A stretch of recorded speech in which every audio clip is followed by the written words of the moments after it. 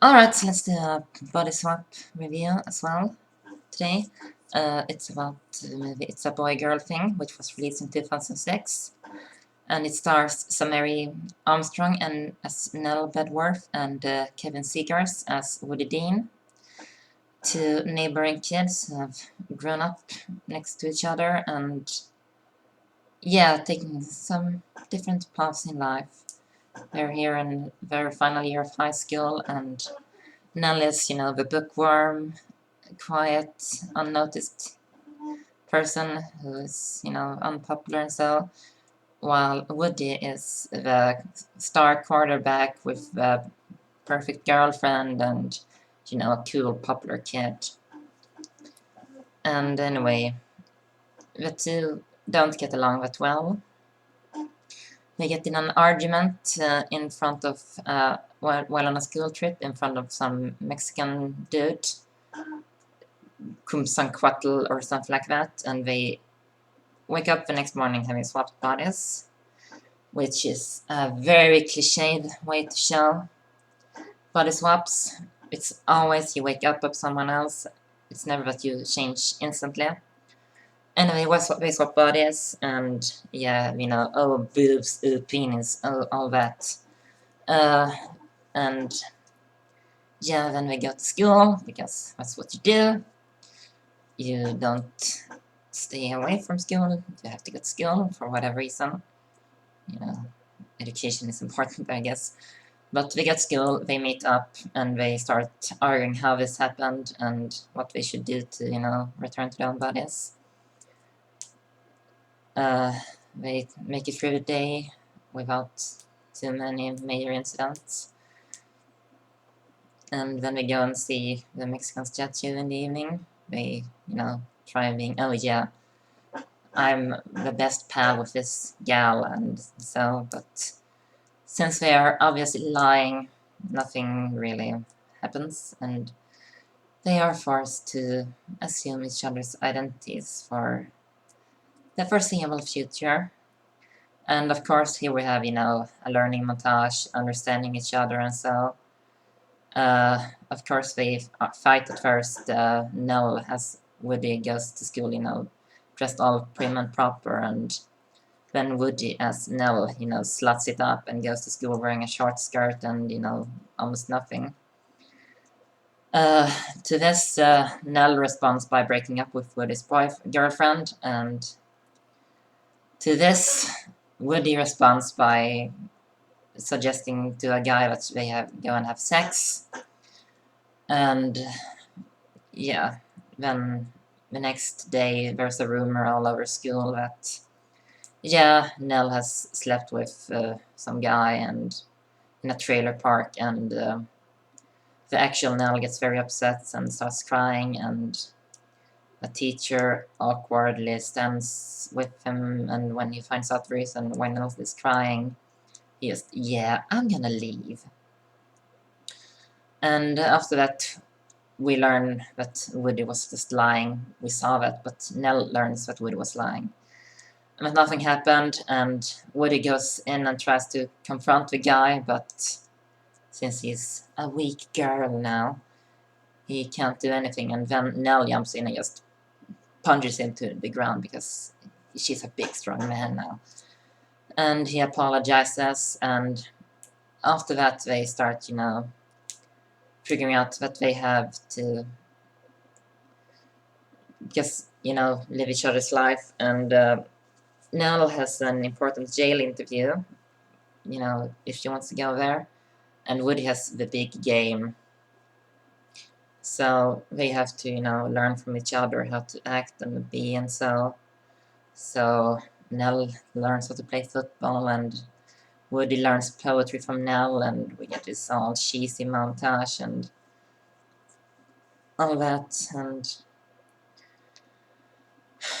yeah, then we learn that Nell doesn't really think that highly of Woody, and she calls him a loser, and it's in his genes, and yeah, but he's stupid and so, and then Woody hears that, he gets very sad, and So because he knows that he isn't as intelligent as Nell, so he won't have a chance to go to a high-end college, and that his only shot of actually going to college and not having to work in his father's spatula restaurant or whatever is to get in on a scholarship on soccer or football. So he gets very depressed, and when he is in the female body and he's much weaker, he just feels so upset and sad and all that. And then we cut forward one day. We see Woody attending the jail interview, and he appears to be doing fine initially, and then he starts screwing up by saying that there are no modern authors that he likes, and then the dean just says that, oh, I think you should go now. But then he says that the rap artists are modern poets, and he starts explaining that, and then we don't see any more of that, and we instead cut to the big game, where Nell is playing, and they are losing after in the fourth quarter, and they aren't playing well, and Nell isn't playing that well either. We see Woody arrive, and yeah, he just gives a brief nod to Nell that the interview is done, and after that, Nell ignites, and she first passes for a touchdown, and then she wins the game by scoring the final touchdown in the dying seconds. And after that, they meet up, and they tell each other that they've learned so much and about each other, and if they have to spend their lives with someone else, they would be happy to do it as the other one. And here we go with swapping back, not when sleeping for some reason. And we're back, and then Woody is carried off by his teammates, and Nell is just left standing, and then she runs after him, and she sees that Woody's ex-girlfriend is, kissing him, and he doesn't shy away until it's too late, and when he runs after her, she's already gone. We then cut forward again to the big dance, where they had suggested that we go together, but since Woody isn't together with Nell and we aren't each other anymore, Woody is just going with Brianna or whatever her name was, and yeah, he doesn't look all too pleased. He tried to see Nell, but Nell's mother intervened, and Nell is just sitting at home sulking. And then we have some minor plot about a friend of Brianna's who stands up to her boyfriend, and ditches him in the bushes with nothing to wear, and leaves. And yeah, then we cut forward to Nell having a talk with her father, and he gives her a prom dress, and she goes to prom, and while that's happening, Woody is crowned king, and his ex-girlfriend is crowned queen, but he seems very disinterested in that, and when Nell shows up, and Woody just leaves and goes right to Nell, he tries to recite some Shakespeare, but fails horribly, and Nell is just pleased that he tried and said something sincere to her. And yeah, then we see the two of them having, a sweet little montage, and they kiss each other and so, and then we learn that Nell is taking a sabbatical from jail because she wants to go and have fun with